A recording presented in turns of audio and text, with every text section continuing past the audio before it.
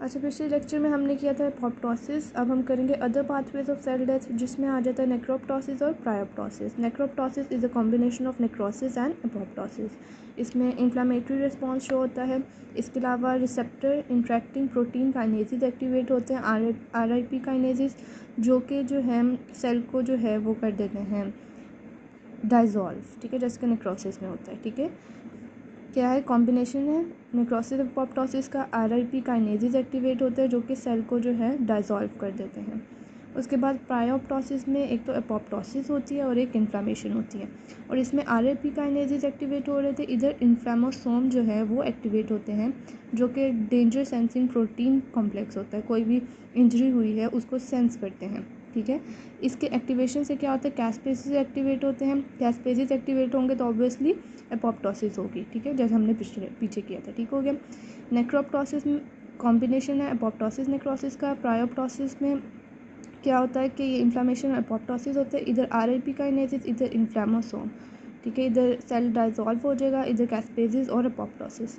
उसके बाद autophagy self eating को कहते हैं। उसके बाद मैकेनिज्म ऑफ सेल डेथ आ जाता है, cell entry and cell death. Hypoxia और इस्कीमिया में क्या होता है कि जो ऑक्सीजन है उसकी डेफिशिएंसी हो जाती है, मतलब इंजरी हुई होती है, जिस इंजरी की वजह से, किसी भी इंजरी की वजह से जो है ऑक्सीजन की सप्लाई जो है डिमिनिश हो जाती है, जिसकी वजह से मेटाबॉलिक पाथवेज कॉम्प्रोमाइज़ हो जाते हैं।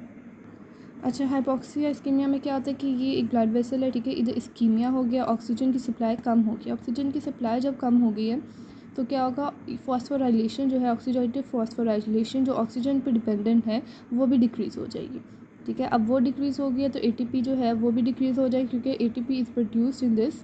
तो ATP डिक्रीज़ हो गया, जिसकी वजह से ये 3 इफेक्ट शो होंगे। एक तो सोडियम पंप जो है उसकी एक्टिविटी डिक्रीज़ हो जाएगी। एनारोबिक ग्लाइकोलिसिस होगा, क्योंकि ऑक्सीजन नहीं है तो एनारोबिकली ग्लाइकोलिसिस होगा। उसके बाद राइबोसोम्स जो है डिटैच हो जाएंगे जब राइबोसोम्स, तो प्रोटीन्स भी कम बनेंगे। सोडियम पंप अगर डिक्रीज़ होगी उसकी एक्टिविटी, तो क्या होगा कि मतलब ये जो ट्रांसपोर्ट ऑफ आयंस है उसको रेगुलेट नहीं कर पाएगा सही तरीके से। तो क्या होगा, कैल्शियम का इन्फ्लक्स होगा, अंदर जाएगा कैल्शियम, वाटर भी और सोडियम भी। सोडियम जिधर जाता है उधर वाटर भी खिंचा चला आता है। तो सोडियम और वाटर का इन्फ्लक्स होगा, कैल्शियम का भी इन्फ्लक्स होगा, और इफ्लक्स ऑफ पोटेशियम बाहर निकलेगा, ठीक है। कैल्शियम, वाटर, सोडियम अंदर और पोटेशियम जो है बाहर। अच्छा, अब ये सब जो है वाटर, सोडियम, कैल्शियम सब अंदर चला गया, जिसकी वजह से सेलुलर स्वेलिंग होगी। एंडोप्लाज्मिक रेटिकुलम जो है वो स्वेल कर जाएगा, ऑर्गेनेलिस जो है वो स्वेल कर जाएंगी, ठीक है। उसके बाद एनारोबिक ग्लाइकोलिसिस में क्या होगा कि ग्लाइकोजन जो है वो डिक्रीज़ कर जाएगी, क्योंकि ग्लाइकोजन स्टोर्स जो हैं वो डिप्लीट हो गए, ग्लूकोज में कन्वर्ट हो जाएंगे।